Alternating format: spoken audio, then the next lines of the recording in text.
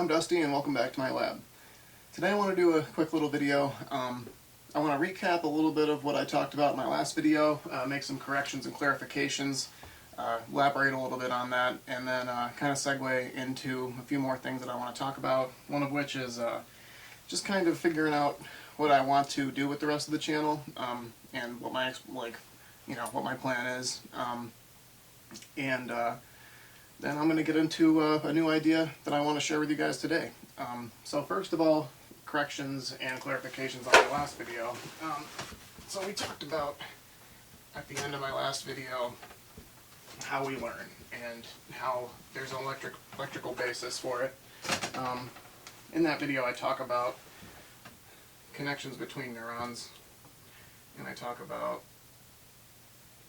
this is a oversimplification obviously, but this part is the synapse. Okay, so this is where the neurochemistry is going on, and then I talk about this general connection as being dendrites or axons, and I kind of use these terms interchangeably. That's not totally true. So learning a little bit more about it without getting too much into it, and especially because I'm not qualified to talk that much more about it. But axons are the transmitting connections from neurons. So generally a neuron only has one outgoing axon, and then it has many incoming dendrites. So essentially what happens is the axon transmits the signal and then spreads out into a number of dendrites, by my understanding, and that voltage potential and electrical energy is spread out and across multiple synapses, and then the synapses will then manipulate and change the amount of action potential and electrical potential in the next neuron, through that connection between the dendrite and the axon. And when I talk about that, the activation of these pathways being the way that we do learn, all of that is true. The way that the electrical potential is or that the electrical resistance in the dendrites and axons, the connections between neurons in general, is lowered. So the potential for action on that connection is increased, is complicated. There's multiple ways. So that sheath that I talk about, I think I refer to the sheath itself as the axon. That's not true. So the sheath itself is called the myelinated sheath. It's created from myelin, which is an insulating barrier. So that insulating barrier does lower the resistance of the connection, and that is true, and that's part of the story. But yeah, it's more complicated than I made it out to be. There's axons, dendrites, and both are insulated by myelinated sheaths. Look more into it. It's incredibly interesting, and I think that it's very important to understand what we're doing when we prescribe ourselves drugs, or take drugs, or even just change our metabolism by eating different things. So anyway, I wanted to clarify that a little bit. I think that most of the methodology is, if not sound, at least it's interesting, and I'd like to talk more about it. One thing that I do think about when I read about the axons and the dendrites and the way that it actually is configured and not the way that I explained it, might actually be better, because this analogy thing, where I was initially talking about it as parallel pathways, really it might be almost a situation that's easier, and that this is basically the same exact what you can understand electricity the same way as water up until this point, and then because you're working with electricity, you have to do a little subroutine or whatever, and get a slightly different transformation of the answer, and then eventually those subroutines probably branch out and become their own tracks, and so I think that a lot of the more philosophical or psychological understanding that I was trying to convey, I think it's a good way to think about it. At least I haven't come up with a better one yet, and I challenge you to come up with one, please. Anyway, so next I want to talk about the channel focus, like what my plan is, what this video is supposed to be. I want this video to kind of be a little bit of like a teaser introduction to some of the podcasts. I want to make personal podcasts. I'm also creating a separate collaborative podcast channel. I want to do long-form conversation, 2 or 3 guests, and they kind of set their own rules, be passed around, no common thread, necessarily. But with this channel, with Dusty's Lab, I do want to, also have hopefully small little snippet podcasts. Whether they have visual aid or not will probably depend. I want the channel in general to be a pretty eclectic mix, where it's just, if I learn something interesting, I'm going to share it. If I had an interesting thought, I'll share it. If I'm, working on a project I think could be helpful or interesting to someone, and I'll share it. And so yeah, it's going to be kind of a mixed bag. But I think I do want to do videos like this, possibly without the visual aid, and possibly condensed more as a podcast type thing. And just depending on what my feedback is from this. So anyway, that's going to be the future of this channel, I think. And I want to now segue into the main concept that I want to build off of in this video, is which is belief as technology. So as a sophomore in college, I was given a prompt in my introductory philosophy class. Does God exist? That was the prompt, and you had to be careful answering it, because it wasn't, do you believe in God? What is God, or who is God, or any of these things. It just, does God exist? So, I mean, in the process of this question, you're also kind of asking what existence is. So, anyway, I kind of get into in the paper what I come to is that by most conceptions, anyway, of the deity of a monotheistic God in modern conception, it would be pretty difficult to prove beyond a shadow of a doubt that you had, found God, and these are his attributes, and he lives here, and yada yada. Like, to actually reference, say, that's God, right? So I kind of say, all right, well, that would be kind of difficult. So instead, I'll just talk about how God exists in the way that, like, just in my life. Well, the way that God exists in my life is that, I mean, I clearly have a conception of something, that refers to God when I use the word.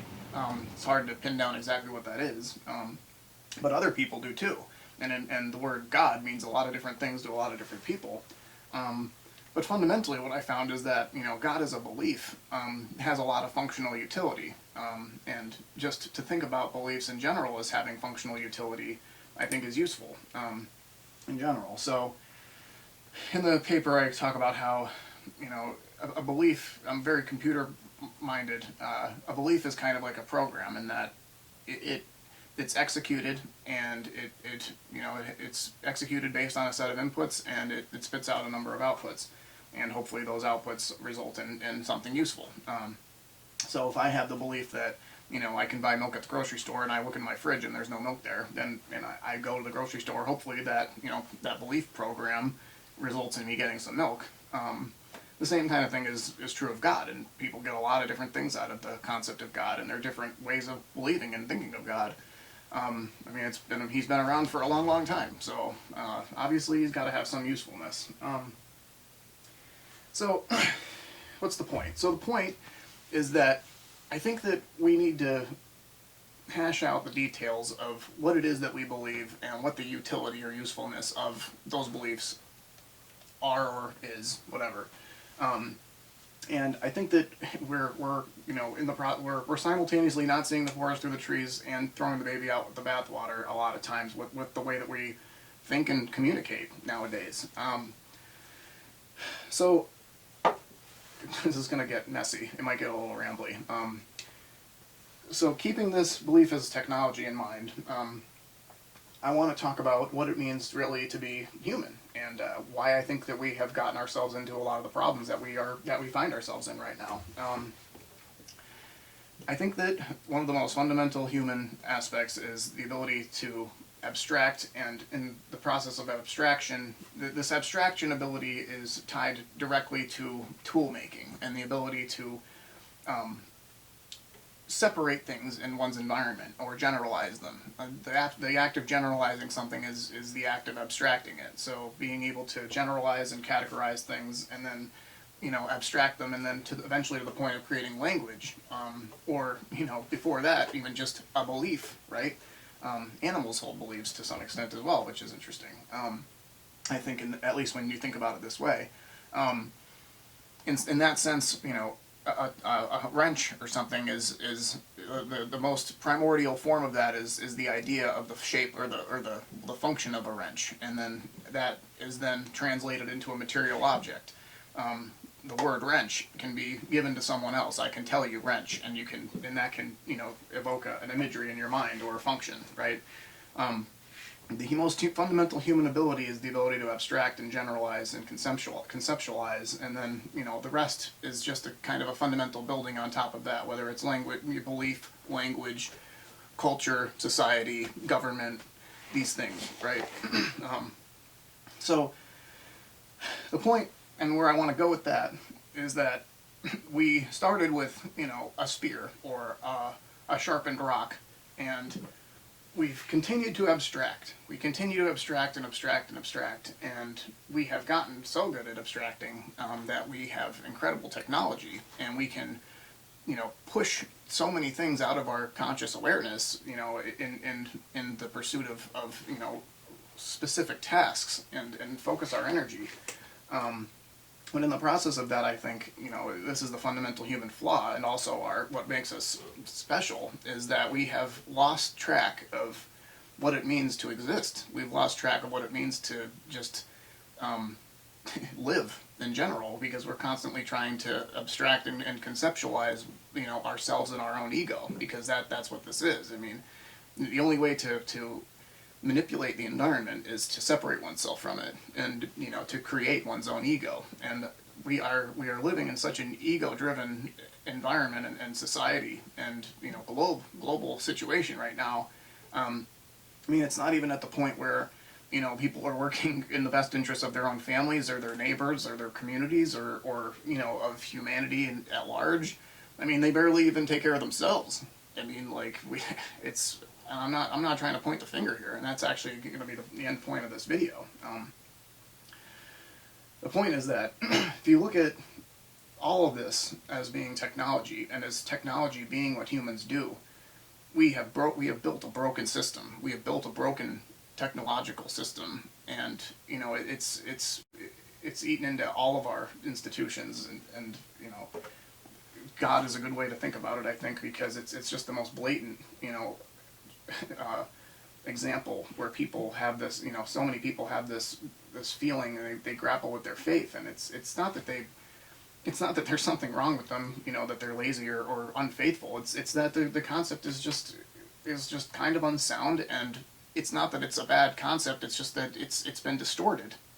And so the point I want to get across here now with the whole God thing is just that I took a rationalism class when I was in school, and the whole rationalism class was about God.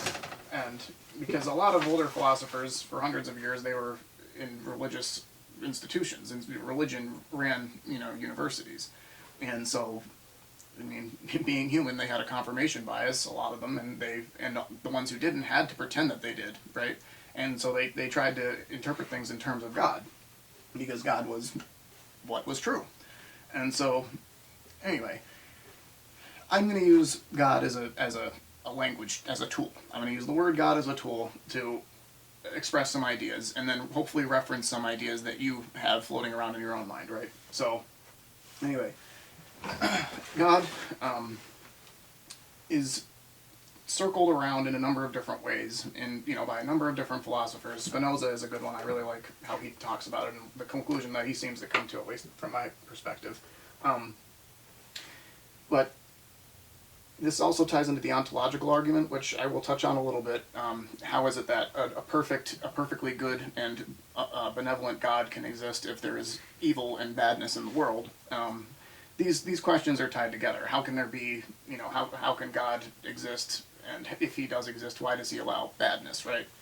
So the part of the rationalism aspect that I want to really hone in on is just how far away, from any type of engineering or even rational thinking we have come from what God even could possibly realistically be, metaphysically or not, with our modern conception of him. And I think that it's tied back to this continuing abstraction, and basically playing telephone, through a string, with our record keeping and just talking to one another, So anyway, if you think about how we as humans understand things, we have material brains, we have material minds, we're material beings, and even though we can't understand how exactly it happens, we can infer that there has to be some, and we have seen evidence for it, that there's some physical representation or connectivity, there's some physical occurrence that happens when we understand or grasp knowledge or can execute a task, when we think or believe something, or when we can think or believe something and then create something. Like there's a physical representation in our mind, in our brain, for that.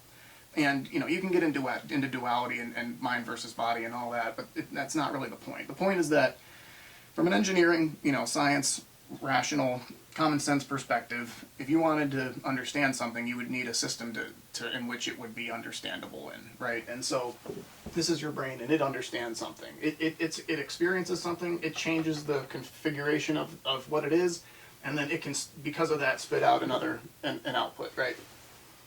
So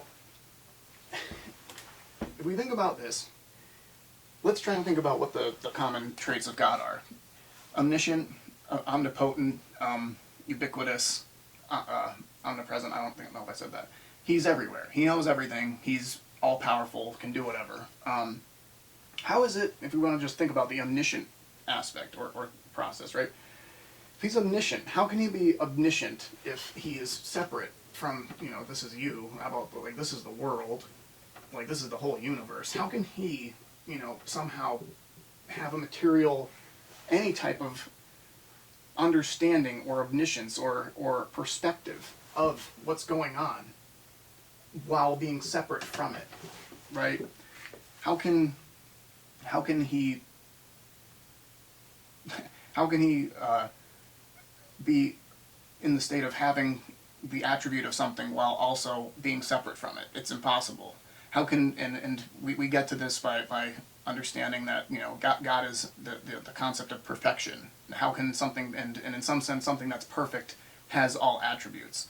Because, something that's perfect for a situation is only, it's like a synonym for good. Like that was a perfect result, but only for one perspective. The perfect result for, a fisherman is that he catches a lot of fish, but that's not a perfect result for the fish, right? The perfect result in like the purest sense of, the perfect sense of perfect is all attributes. How can God have all attributes if he's separate from the attributes?